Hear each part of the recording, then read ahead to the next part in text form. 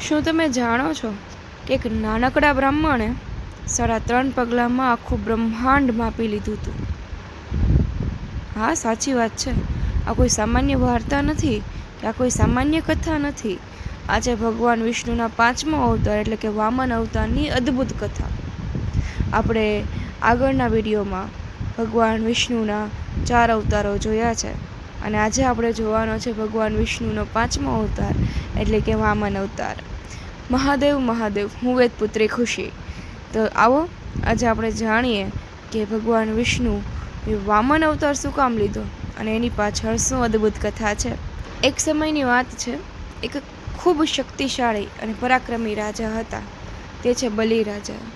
બલિરાજા બહુ જ દાનવીર હતા અને ખૂબ જ સારા એવા શાસક પણ હતા. સાથે સાથે તેને પોતાની શક્તિ અને બળ ઉપર ખૂબ જ અભિમાન હતું, ગર્વ હતો.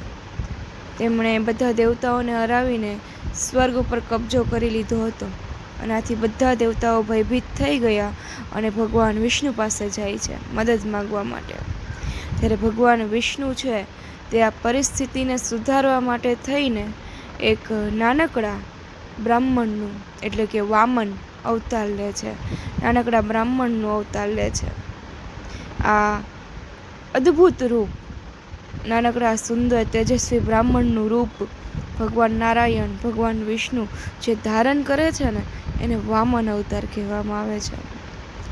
બલિરાજા એક દિવસ યજ્ઞ કરી રહ્યા હતા ત્યારે વામન ભગવાન ત્યાં પહોંચી જાય છે અને તેમને જોઈને બલિરાજા કહે છે કે બ્રાહ્મણ દેવ, માંગો, શું માંગો છો? ત્યારે વામન ભગવાન કહે છે શાંતિથી કે મને માત્ર 3.5 પગલાં જેટલી જમીન જોઈએ છે. બધા લોકો હસી પડે છે કે આ શું માંગે છે એમ. ખાલી એટલું એવું નાનકડું મતલબ એકદમ નાનકડું દાન માગે છે, 3.5 પગલાં. પણ ગુરુ શુક્રાચાર્ય છે ને તે ઓળખી જાય છે કે આ કોઈ સામાન્ય બાળક નથી, કોઈ સામાન્ય બ્રાહ્મણ નથી. એટલા માટે થઈને બલિરાજાને ચેતવણી આપે છે કે આ કોઈ સામાન્ય નથી, ધ્યાન રાખજો. અને બલિરાજા કહે છે કે જો ભગવાન પોતે માગવા આવ્યા હોય ને તો હું શું કામ ન આપું. અને પછી જે થાય છે તે જોઈને આખું બ્રહ્માંડ ચોંકી જાય છે. બલિરાજા છે તે વામન ભગવાનને 3.5 પગલાં જમીન આપવાની હા પાડે છે અને ત્યારે જ વામન ભગવાન અચાનક પોતાનું વિશાળ રૂપ ધારણ કરે છે.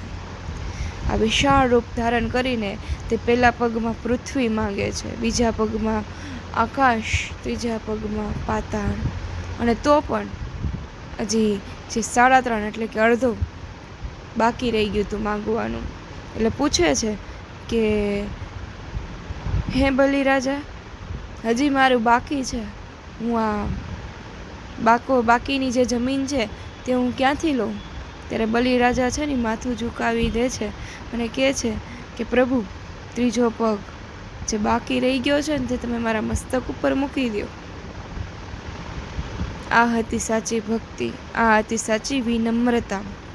બલિરાજાની ભક્તિ અને દાનવીરતા જોઈને ભગવાન ખૂબ જ પ્રસન્ન થઈ જાય છે અને ભગવાન જ્યારે એના બલિરાજાના મસ્તક ઉપર ત્રીજો પગ મૂકે છે ને ત્યારે એનો અહંકાર નષ્ટ કરે છે અને પછી તેને પાતાળ લોકના રાજા બનાવે છે. આ કથાથી આપણે આપણને શીખવા મળે છે કે અહંકાર હંમેશા નાશ પામે છે. ભક્તિ અને વિશ્વાસ, વિનમ્રતાથી મોટી કોઈ શક્તિ નથી. ભગવાન હંમેશા તેના સાચા ભક્તની સાથે રહે છે. તો આ હતો ભગવાન વિષ્ણુનો 5મો અવતાર, વામન અવતાર. આ કથા કોઈ માત્ર કથા નથી પણ જીવનનું એક સત્ય છે. અહંકાર હારે છે અને વિનમ્રતા જીતે છે. તો મારી આ જે માહિતી છે તે સારી લાગી હોય તો ચેનલને લાઈક કરજો, શેર કરજો, મહાદેવની કમેન્ટ કરવાનું નહીં ભૂલતા અને હા, ખાસ તો સબસ્ક્રાઈબ કરવાનું નહીં ભૂલતા. અને આવા ને આવા વિડીયો માટે મારી સાથે, આવી નવી માહિતી માટે મારી સાથે જોડાયેલા રહો. ત્યાં સુધી બધાને મારા મહાદેવ મહાદેવ.